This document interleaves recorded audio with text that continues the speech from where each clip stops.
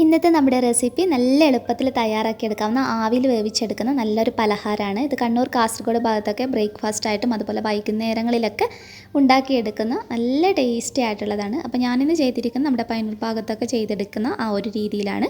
ഇന്നത്തെ റെസിപ്പി നിങ്ങൾക്ക് ഇഷ്ടപ്പെടുവാണെങ്കിൽ ലൈക്ക് ചെയ്യുക. ചാനൽ ആരെങ്കിലും പുതിയതായിട്ട് കാണുന്നുണ്ടെങ്കിൽ ഒന്ന് സബ്സ്ക്രൈബ് ചെയ്തിട്ട് ആ ബെല്ലൈക്കണിൽ കൂടി ക്ലിക്ക് ചെയ്യുക കേട്ടോ. അപ്പോൾ എങ്ങനെയാണ് തയ്യാറാക്കിയെടുക്കുന്നതെന്ന് നോക്കാം. ഇതിന് വേണ്ടിയിട്ട് ഈ ഒരു പലഹാരത്തിന് നമ്മൾ ഉപയോഗിക്കുന്നത് ജീരകശാല അരിയാണ്.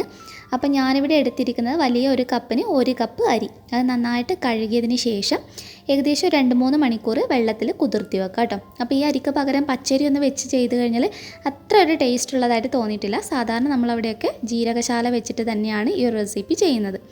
അപ്പോൾ ഇത് ഞാൻ വെള്ളമൊക്കെ വാർന്ന് വെച്ചിട്ടുള്ളതാണ്. ഇനി നമ്മളിതൊന്ന് അരച്ചെടുക്കുകയാണ് വേണ്ടത്. അപ്പോൾ നമ്മൾ ഈ കഴുകി വെള്ളം വാർന്ന് വെച്ചിരിക്കുന്ന അരി മുഴുവനായിട്ട് മിക്സിയുടെ ജാറിനകത്തോട്ടേക്ക് ചേർത്ത് കൊടുക്കാം. വലിയ ക്വാണ്ടിറ്റിയിലൊക്കെ തയ്യാറാക്കിയെടുക്കുന്നതാണെങ്കിൽ 2 ബാച്ചൊക്കെ ആയിട്ട് അരച്ചെടുത്താൽ മതി. ഇനി ഇതിലോട്ട് 1/4 കപ്പ് അളവിൽ തേങ്ങ ചിരകിയത്, അതായത് നിങ്ങൾ ഏത് കപ്പാണോ എടുത്തത് അതേ കപ്പിന് തന്നെ എല്ലാ അളവും എടുത്താൽ മതി. ഒരു 2-3 ചെറിയുള്ളിയാണ് ചേർത്ത് കൊടുക്കുന്നത്. അതുപോലെ പിന്നെ നമുക്ക് ആവശ്യമായിട്ടുള്ളത് ചെറിയ ജീരകം അഥവാ കറി ജീരകം 1/2 ടീസ്പൂൺ ചേർത്ത് കൊടുക്കാം. വലിയ ജീരകത്തിൻ്റെ ടേസ്റ്റ് ഇഷ്ടമുള്ളവർക്ക് അത് ഉപയോഗിക്കാവുന്നതാണ്.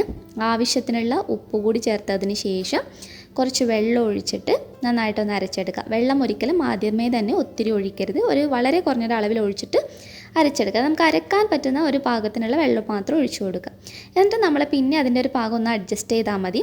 അപ്പോൾ ഇതിൽ ഞാൻ അരക്കുന്ന സമയത്ത് ഒരു 1/4 കപ്പ് വെള്ളം ഒഴിച്ചിട്ടുണ്ടായിരുന്നു. പിന്നെ ഞാനിവിടെ ഒരു 2-3 ടേബിൾ സ്പൂൺ എടുത്ത് വെള്ളം കൂടി ഒഴിച്ചു കൊടുത്തിട്ടുണ്ട്. അപ്പോൾ അത് കപ്പിനനുസരിച്ചിട്ട് അളവിൽ മാറ്റം വരും കേട്ടോ. നിങ്ങൾ പാകം നോക്കുന്നത് ജസ്റ്റ് നമ്മുടെ ദോശക്കൂട്ടിൻ്റെ ഒക്കെ ഒരു പാകം, അതായത് ഒത്തിരി അങ്ങ് ലൂസായി പോകരുത്. അതായത് നമ്മൾ നീർദോശ ഒന്നും ഉണ്ടാക്കുന്ന പോലെ ലൂസായി പോകരുത്. പിന്നെ അതുപോലെ ഒത്തിരി അങ്ങ് കുറുകിയിരിക്കാനും പാടില്ല. ഞാനിതിങ്ങനെ ഒഴിച്ച് കാണിക്കും. എനിക്ക് തോന്നുന്നു നിങ്ങൾക്ക് മനസ്സിലാകുന്നുണ്ടാവും ഇതിൻ്റെ ഏകദേശം എത്ര കൺസിസ്റ്റൻസിയിലാണ് ഇത് വേണ്ടതെന്നുള്ളത്.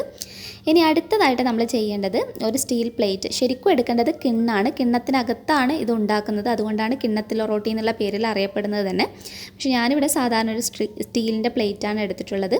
ഇതിലോട്ടേക്ക് നമ്മളെപ്പോഴും ഇത് തയ്യാറാക്കി എടുക്കുമ്പോൾ വാഴയിലയിൽ ഒഴിച്ചിട്ട് ചെയ്യുമ്പോഴാണ് ശരിക്കും ഒരു ട്രഡീഷണൽ ആയിട്ടുള്ള ഒരു സ്റ്റൈൽ എന്ന് പറയുന്നത്. കാരണം ആ വാഴയിലയിൽ ഇത് സ്റ്റീമായി വരുമ്പോൾ അതിൻ്റെ ആ ഒരു ഫ്ലേവറൊക്കെ കൂടി കിട്ടുമ്പോഴുണ്ടല്ലോ ഭയങ്കര ടേസ്റ്റിയാണ്. അപ്പോൾ മാക്സിമം വാഴയിലയിൽ തന്നെ ചെയ്തെടുക്കാൻ വേണ്ടിയിട്ട് നോക്കാം. ഞാൻ ചെറുതായിട്ടൊന്ന് വാട്ടിയെടുത്തിട്ടാണ് കേട്ടോ പ്ലേറ്റിൽ വെച്ച് കൊടുത്തിട്ടുള്ളത്. അതൊന്ന് കറക്റ്റായിട്ട് നിൽക്കുന്നതിന് വേണ്ടിയിട്ടാണ്. അങ്ങനെ ചെയ്യണമെന്ന് ഒരു നിർബന്ധവുമില്ല.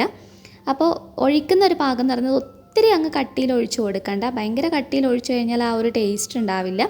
ഇതിപ്പോൾ ഞാൻ പകുതിയായിട്ടാണ് ഒഴിച്ചു കൊടുക്കുന്നത്. ഒരു പകുതി ഭാഗം ഈ പ്ലേറ്റിൽ ഒഴിച്ചു കൊടുത്തിട്ടുണ്ട്.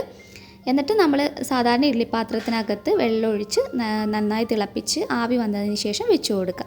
ഇത് വേവാൻ വളരെ കുറഞ്ഞ സമയം മതി. ഒരു 15-20 മിനിറ്റൊക്കെ മീഡിയം ഫ്ലെയിമിലിട്ടാകുമ്പോഴത്തേക്ക് തന്നെ നമ്മൾ ചെറിയൊരു കനത്തിലാണ് ചെയ്യുന്നതെങ്കിൽ 15 മിനിറ്റിൽ തന്നെ റെഡിയായി കിട്ടും.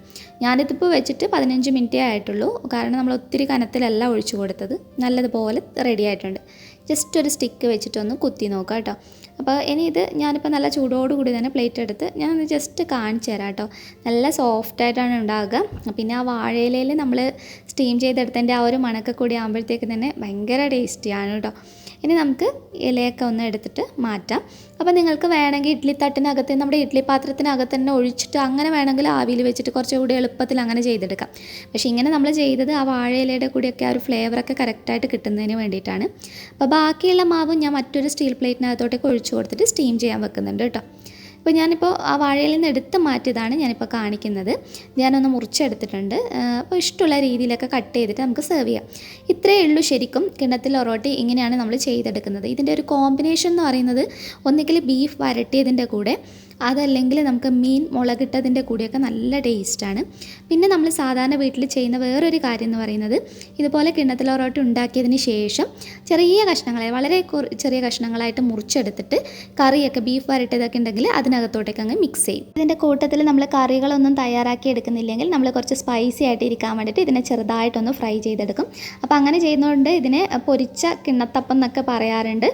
അപ്പോൾ ഇതിന് വേണ്ടിയിട്ട് ഒരു ബൗളിനകത്തോട്ട് 1 ടീസ്പൂൺ മുളക് പൊടി, 1/2 ടീസ്പൂൺ അളവിൽ കുരുമുളക് പൊടി, 2 നുള്ള് മഞ്ഞൾപ്പൊടി, പിന്നെ വലിയ ജീരകമാണ് പെരുംജീരകം ചതച്ചെടുത്തിട്ടുള്ളതോ അല്ലെങ്കിൽ പൊടിയായിട്ടുള്ളതോ 1/4 ടീസ്പൂൺ, കുറച്ച് ഇഞ്ചി ചതച്ചത് ചേർത്ത് കൊടുക്കാം.